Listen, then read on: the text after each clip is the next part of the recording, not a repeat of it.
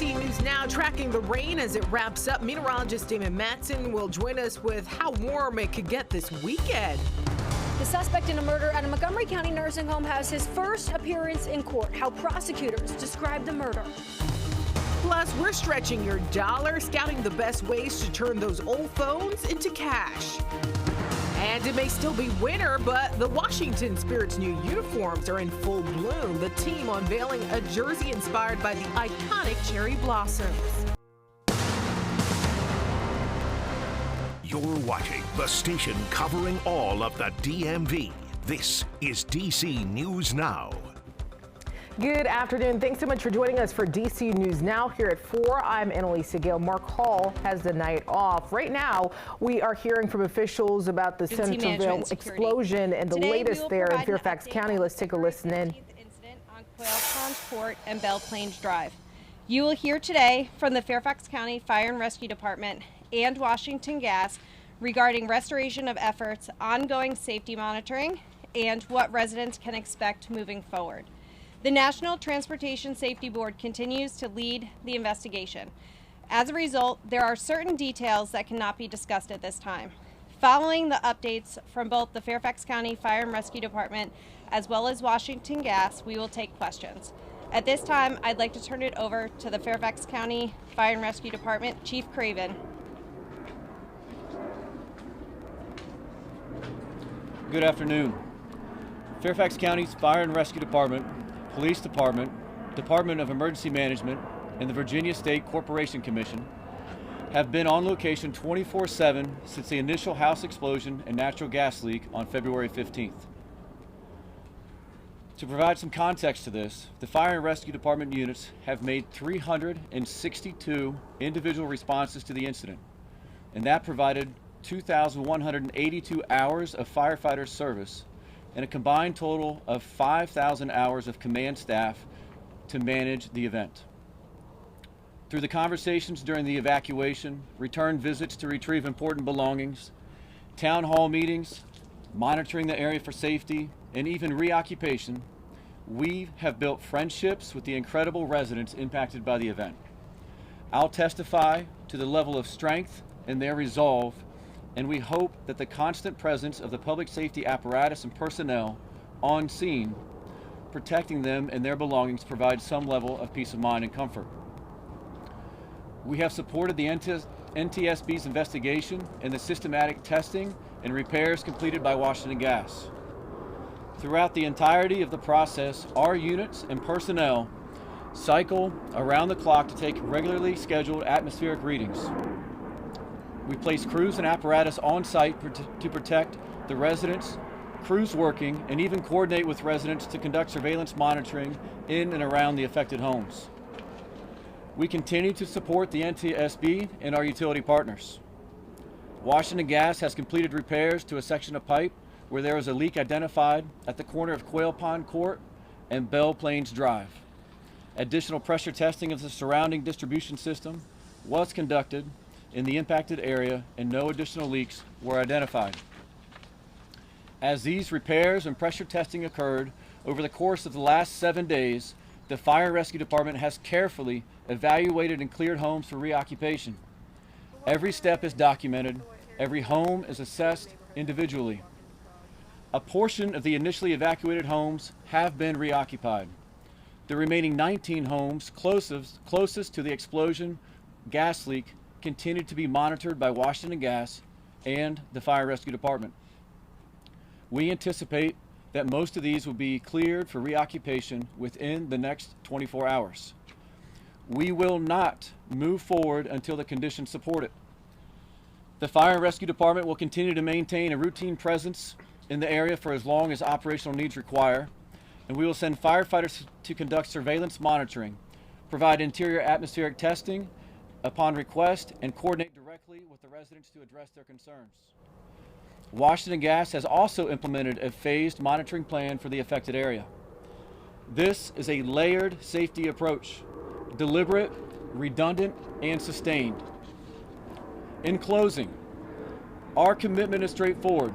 We do not make assumptions, do not take shortcuts, and we do not make premature decisions when your safety is on the line. We appreciate the patience and cooperation of the residents affected by this incident. Our focus remains on their safety, their return home, and restoring normalcy in a reasonable, responsible, and controlled manner.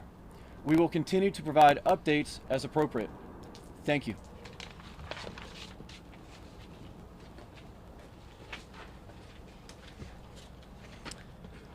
To our customers and the Fairfax County community, we understand how unsettling the past several days have been, and we recognize the concern, fear, and uncertainty that many have felt.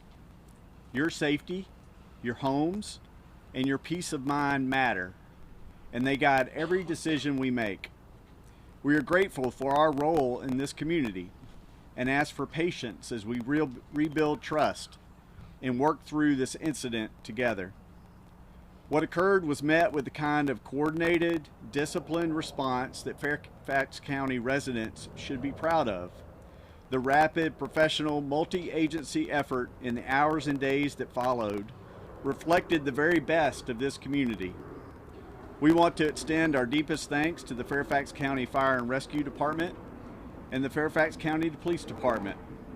Their leadership, expertise, and nonstop presence ensured that the situation was contained, monitored, and managed with an unwavering focus. The Virginia State Corporation Commission and the National Transportation Safety Board, also known as the NTSB, have overseen this investigation from the outset. Because the NTSB is now the lead investigative agency, Washington Gas cannot release certain details about the cause of the incident itself. That information will come only from the NTSB when their investigation is complete. What we can share and what matters most to our customers.